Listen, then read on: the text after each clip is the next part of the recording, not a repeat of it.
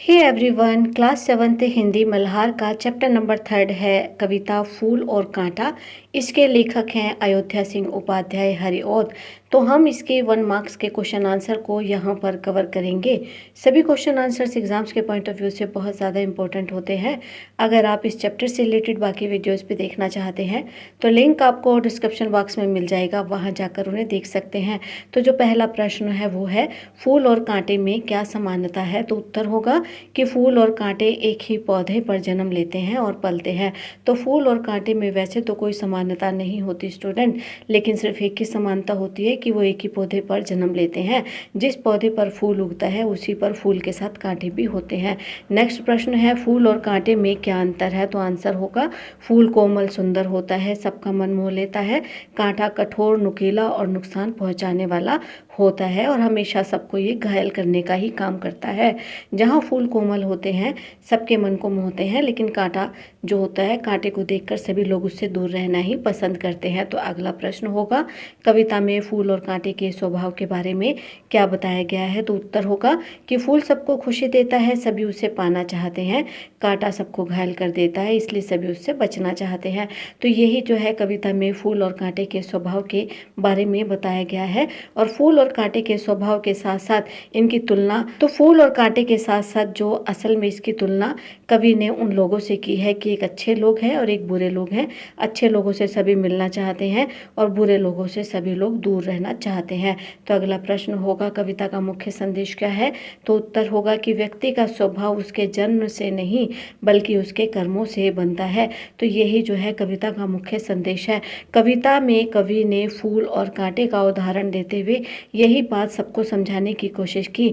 जिस प्रकार से फूल अच्छे स्वभाव का होता है और कांटा बुरे स्वभाव का होता है, उसी प्रकार जो व्यक्ति को अपने कर्म अच्छे रखने चाहिए ताकि दुनिया में सभी लोग उसे अच्छा कहें, उसकी बड़ाई करें। और बुरे लोगों को उसके कर्मों के द्वारा ही दंड मिलता है और बुरे लोग जो होते हैं समाज में बुराई फैलाने का काम करते हैं, इसी वजह से सभी लोग उनसे दूर रहना चाहते हैं।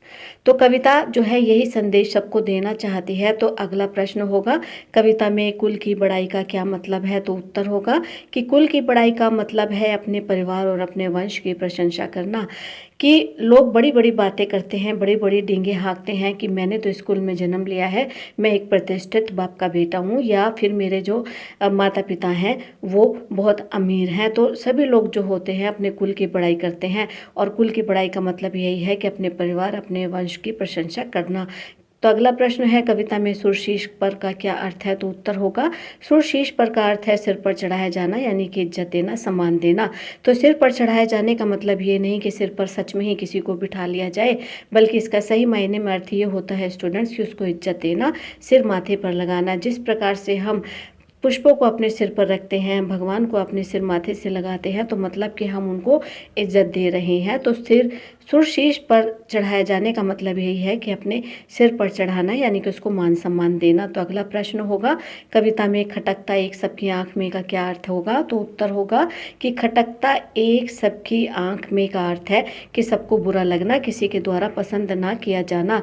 कि कांटा जो है सबकी आंख में खटकता है, किसी के द्वारा पसंद नहीं किया जाता। इसी प्रकार जो बुरा व्यक्ति होता है वो भी सबकी आंखों में खटकता है, किसी के द्वारा उसको बिल्कुल पसंद नहीं किया जाता। तो अगला प्रश्न होगा कविता फूल और कांटे के कवि का नाम क्या है। तो उत्तर होगा इस कविता के कवि अयोध्या सिंह उपाध्याय हरिऔध हैं और ये एक बहुत ही जाने माने कवि हैं हमारे भारतीय इतिहास में, और इनकी बड़ी अच्छी अच्छी कविताएं हैं और ये इनको बहुत सम्मान प्राप्त है साहित्य जगत में। तो अगला प्रश्न होगा फूल और कांटे कहाँ उगते हैं। तो उत्तर होगा कि दोनों एक ही पौधे पर उगते हैं, लेकिन उनके गुण अलग अलग होते हैं। जहाँ फूल सबको पसंद आता है वहीं कांटा जो है सबको नुकसान पहुंचाने का कार्य भी करता है। तो अगला प्रश्न होगा फूल से हमें क्या शिक्षा मिलती है। तो उत्तर होगा कि फूल हमें प्रेम, सौंदर्य और दूसरों की भलाई करने की प्रेरणा देता है। तो फूल से हमें ये शिक्षा मिलती है कि हमें दूसरों से प्रेम करना चाहिए अपनी सुंदरता से। जिस प्रकार से फूल सबको अपनी ओर आकर्षित करता है और हमेशा दूसरों की भलाई करने का कार्य करता है, दूसरों को कभी नुकसान नहीं पहुंचाता, तो फूल हमें यही शिक्षा देता है कि हमें भी हमेशा दूसरों की भलाई के कार्यों को करना चाहिए और हमें ऐसे कर्म करने चाहिए कि सभी लोग हमारा मान सम्मान नुकसान करें, हमें पसंद करें, ना कि हमसे वो अपनी आँखों में खटकने का हम उनका कारण बन जाएँ। तो अगला प्रश्न है, काँटा किन चीज़ों को नुकसान पहुँचाता है? तो कविता के अनुसार काँटा उँगलियों को चुभता है, वस्त्रों को फाड़ता है और कष्ट पहुँचाता है। इसके साथ साथ वो तितलियों को, भँवरों के पंखों को भी तोड़ देता है और उनको घायल कर देता है। तो काँटा जो है इन सभी चीज़ों को नुकसान पहुँचाता है। अगर हाथ में लग जाए तो उंगलियों को नुकसान पहुँचा देता है, वस्त्रों में लग जाए तो वस्त्रों को फाड़ देता है, घायल कर देता है, और कोई तितली, कोई भँवरा, कोई पंछी उसके ऊपर अगर आ जाए तो वो उसके भी पंखों को काटने का काम करता है, उनको नुकसान पहुँचाने का काम करता है। तो स्टूडेंट, ये जो सभी क्वेश्चन आंसर हैं ये आपसे 1 मार्क्स में पूछे जा सकते हैं। एग्जाम्स के पॉइंट ऑफ व्यू से बहुत ज़्यादा इंपॉर्टेंट है। अगर आप इस चैप्टर के सभी रिलेटेड वीडियोस देखना चाहते हैं तो डिस्क्रिप्शन बॉक्स में आपको लिंक मिल जाएगा। तो स्टूडेंट, उम्मीद है ये सभी आंसर आपको बहुत अच्छे से समझ आ गए होंगे। वीडियो को लाइक कमेंट कीजिए, चैनल को सब्सक्राइब करके नोटिफिकेशन बेल को प्रेस कीजिए, ऑल पर हिट कीजिए, ताकि आने वाला हर अवेलेबल वीडियो आप तक पहुंचे। मिलते हैं हम आपसे अपने नेक्स्ट वीडियो में। Till then keep watching, stay connected. Thank you.